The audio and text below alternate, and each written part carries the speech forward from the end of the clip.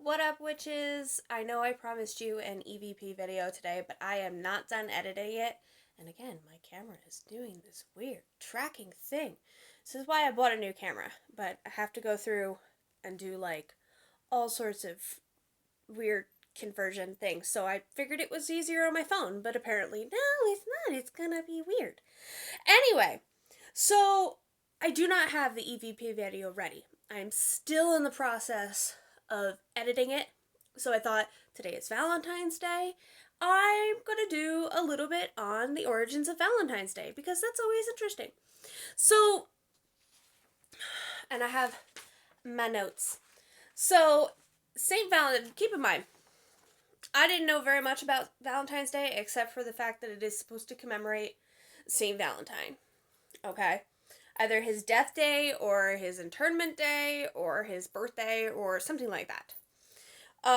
So there's supposedly a couple of legends on who St. Valentine actually was, and there's apparently a few St. Valentines. So, or Valentinus, as the Romans called him.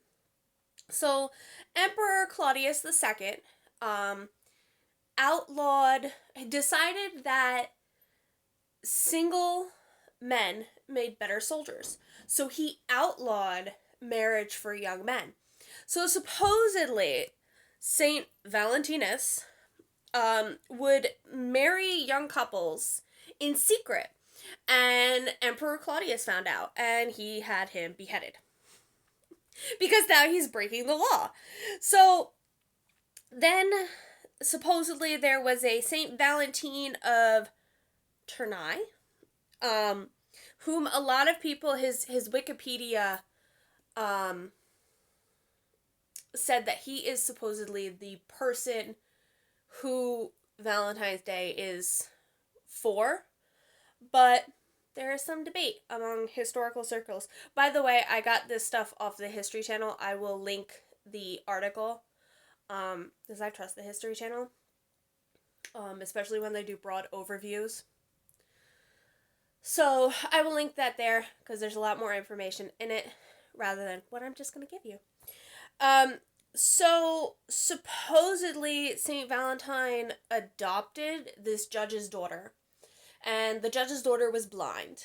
Or St. Valentine of Tournai, make that distinction, adopted the judge's daughter, and the judge's daughter was blind, and he prayed to God to give him the power to heal this girl. And he laid his hands over her eyes, and she became sighted. And so the judge was all like, oh my God, what do I do now? Like, blah, blah, blah, blah, blah. And he said, destroy all your idols, because keep in mind, this is still during Emperor Claudius II's time. And he said, get rid of all your idols and go to the church and become baptized. So the judge took his 40-person household and baptized them all. And then released all the Christian prisoners in his power, in his jurisdiction, that were just going to be like tortured and crucified and stuff like that. And Emperor Claudius did not like this. He called in Valentine of Tournai, and Saint Valentine tried to evangelize to the emperor and turn the emperor Christian. And the emperor was like, no, bitch, and had him beheaded. But when he was in prison, he supposedly wrote the original Valentine. And it was to either the judge's daughter or the jailer's daughter. The Wikipedia on Valentine of Tournai said the judge's daughter, but the History Channel said it was the jailer's daughter. Who knows? But he signed it from your Valentine. So there is the supposed first Valentine. There is also some theoretical pagan origins of... My necklace is all weird. Valentine's Day. So, supposedly, it was an effort to Christianize Lupercalia. And I don't know if I'm saying that right, but it was a Roman festival a fertility festival to the god Faunus, who is a god of agriculture, and that if you've heard my witchcraft versus Wiccan versus pagan vlog, um, most of the time, at least in my experience, uh, paganism and witchcraft and stuff like that, it's very earth based, very much dependent on what's going on in the natural world. So February, I mean, you're planting out your crops, you're starting your seeds and stuff like that. So that makes sense. Lupercalia is also to the founders of Rome, Romulus and Remus. So supposedly, the priests would go to the cave that Romulus and Remus grew up in with the she-wolf, and they would sacrifice a goat for fertility and a dog for purity. And then they would take the skin of the goat, split it into shreds, and dip it in the blood. And then they would go out into the community and whip women and crops with this blood-soaked skin. And the whole idea was that women would become more fertile during the year, the crops would become more fertile. It's a fertility celebration, okay?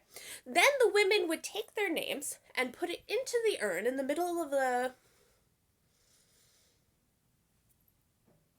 city, or the town, or whatever, and then they would be like lotto drawn and paired off with men. And often those matchings would result in marriage. So there's some interesting things. If you are going to sacrifice a goat and whip people with it, please call me, because that would be cool. Well, no, not really. I mean, like, don't be terrible about it. I mean, because, like, I know, like, certain forms of paganism still sacrifice animals and stuff like that. So, I mean, don't be cruel. So, and then in the 5th century, I believe CE, Common Era, Pope Gelasius, I think I'm pronouncing that right, declared officially that February 14th would be Valentine's Day.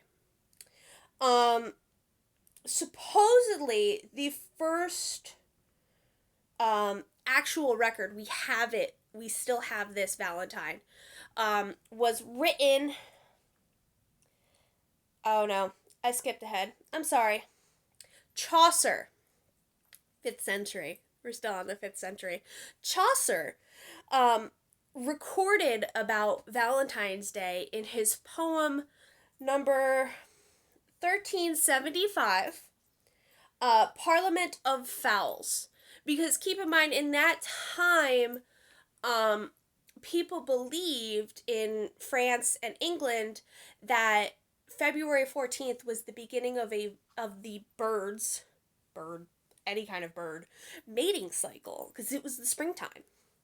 So he wrote, "For this was sent on St. Valentine's Day, when every fowl cometh there to choose his mate."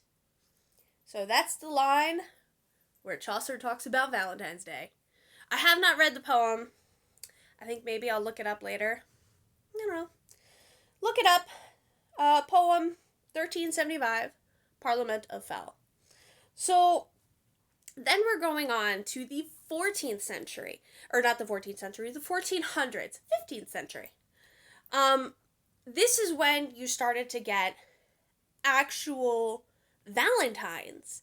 And the first actual Valentine, aside from the supposed "from your Valentine" that St. Valentine of Tournai wrote to his jailer judge's daughter. And this poem still exists. It is in the British Library in London in the manuscript collection. It was written by Charles, the Duke of Orleans, after he was captured by the English. I believe some of you guys know that. In 1415, while he was interred not interred. Interred is when you're buried. Incarcerated in the Tower of London to his wife. So that might be a really cool thing to go check out.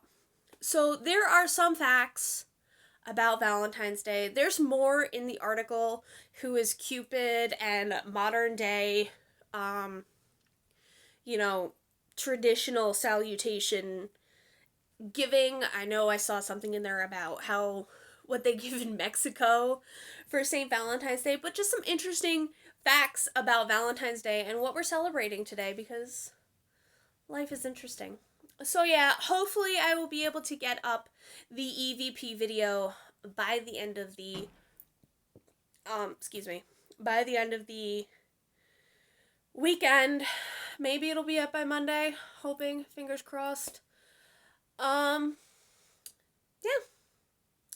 That is the video for today. See you later, witches.